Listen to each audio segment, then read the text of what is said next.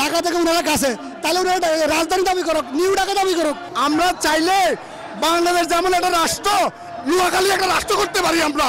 এই যে বৃষ্টিটা দেখতেছেন, ভাড়া করা মানুষ সর্বোচ্চ 10 মিনিট থাকে, 20 মিনিট থাকে, আধা ঘন্টা থাকে। এই যে সকাল থেকে মানুষ এভাবে জড়ো জড়ো হয়ে আসতেছে, আর বাংলাদেশের মধ্যে সর্ব জায়গাতে নোয়াখালী লোক আছে, সারা পৃথিবীতে তো আছেই আছে, এবং কি আনাচে কানাচে সব জায়গাতে আছে। আমরা চাইলে বাংলাদেশ যেমন একটা রাষ্ট্র, নোয়াখালী একটা রাষ্ট্র করতে পারি আমরা।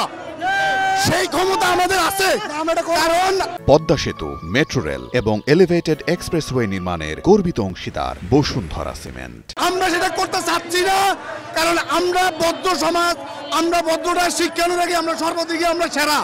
এই কারণে আমরা আসলে আপনি যেটা বলছেন যে লোক বাড়াতে, এটা স্বৈরাচার সরকারের লোক বাড়াটিয়ে আনতো। আমরা আসলে লোক বাড়াটাই আনি এখানে, ওই যে বিবেকের জন্য যাব, আমরা ওই ধরনের লোক না, আমরা সভ্য সমাজের লোক, আমরা বৌদ্ধ। অবশেষে আমরা বলতে চাই যে আমাদের এখানে যে আমরা নোয়াখালীর যে বিবেক বাস্তবায়নের জন্য আমরা নোয়াখালী, লক্ষ্মীপুর, ফেনী, হাতিয়া সবাইকে ঐক্যবদ্ধ নিয়ে আমরা ইনশাল্লাহ বিবেক গড়ব, আল্লাহর নাম ইনশাল্লাহ।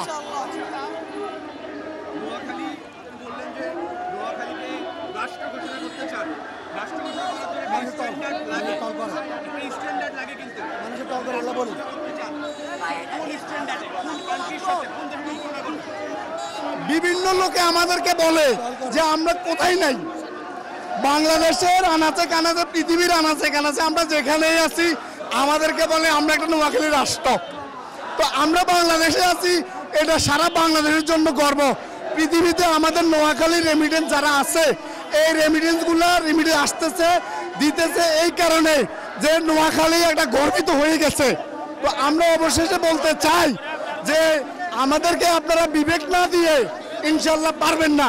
আমরা রাজপথে আসি, রাজপথে থাকবো, বিবেক ইনশাল্লাহ সফলভাবে দাবি নিয়ে বিবেকটা আমরা সফল করে ইনশাল্লাহ রাজপথ থেকে যাব। এটা আমাদের দেখেন, উনারা যদি এটা বলে যে ঢাকা থেকে ওনারা কাছে, তাহলে ওনারা রাজধানী দাবি করুক, নিউ ঢাকা দাবি করুক, ওনারা কেন বিভাগ চাইব? কারণ যদি ওনারা রাজধানী চায়, ওনারা যদি বিভাগ চায়, তাহলে পাশে আছে গাজীপুর, পাশে আছে নারায়ণগঞ্জ, তারা সবার আগে দাবি, তাদের সবার আগে দাবি, কারণ তারা ঢাকার সাথে। সুতরাং একটা রাজধানীর সাথে একটা প্রশাসনিক বিভাগ এত সহজে হয় না, এটা প্রশাসন বুঝে, এটা সবাই বুঝে। আর তারা যদি মনে করে যে তারা আসলে ঢাকার রাজধানীর পাশে, তাহলে তারা বিভাগ না চাইয়া তারা রাজধানী চাক, আমরা তখন তাদেরকে বলবো new Dhaka, Comilla is new Dhaka. তারা রাজধানী করুক, তারা বিবেক না করুক, বিবেক আমাদের প্রয়োজন। পরিশেষে একটা কথা বলতে চাই কুমিল্লাবাসীকে, ভাই আপনারা আমাদের সহোদর ভাই, আমরা আমাদের পাশাপাশি দাঁড়ান, কাঁধে কাঁধ মিলিয়ে। আমরা আত্মীয়তা সারা পৃথিবী জানেন আমরা কিভাবে মানুষকে আত্মীয়তা করি, আমরা আপনাদেরকে গাল বন্ধ করবো না। বাংলাদেশের মধ্যে সবচেয়ে সর্বশ্রেষ্ঠ ধনী হচ্ছে নোয়াখালীর। 20 জন যদি থাকে, বাংলাদেশের মধ্যে যদি 20 জন ধনী থাকে, বাংলাদেশের মধ্যে নোয়াখালী হচ্ছে সর্বশ্রেষ্ঠ ধনী। ধনীর কাতারের মধ্যেই আমরা বিবেকের মধ্যে মনে করা আওতায় পড়ি, তাহলে আমাদেরকে কেন বিবেকটা দিবে না? এবং কি জনসংখ্যা বলেন, সর্বদিকে বলেন, কুমিল্লায় কতটুক জায়গা, এই যে ভাই বললো ক্যান্টনমেন্ট, কতটুক জায়গা?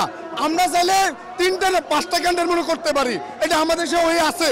এবং কি অর্থবিত্তের সম্পদ কোন দিকে আমরা নাই, রেমিটেন্স আমরা কোন দিকে নাই, শিক্ষা কোন দিকে নাই, সমাজতান্ত্রিক, রাজতান্ত্রিক সর্বদিক দিয়েই আমরা মনে করেন যে এগিয়ে আছি, তাহলে আমাদেরকে কেন বিবেকটা দিবে না?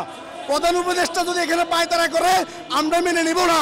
রাজপথে আছি, রাজপথে থাকবো, রাজপথ থেকে আমরা আমাদের সংগ্রামটা আমরা কেড়ে নিব ইনশাল্লাহ।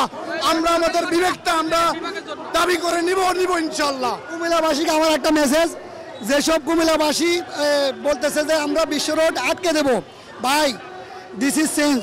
আপনি একটা ব্যবস্থা করেন, যদি আপনি বিশ্ব রোড আটকান, আমরা যে চট্টগ্রাম বিভাগের লোক, বৃহত্তর ফেনী, নোয়াখালী, লক্ষ্মীপুর, আমরা যদি ফেনী মোবাইল আটকা দিই, সারা বাংলাদেশ অচল, তখন সারা বাংলাদেশ আগে আপনাদের কিলে মিয়া, বুঝেন না কিলে?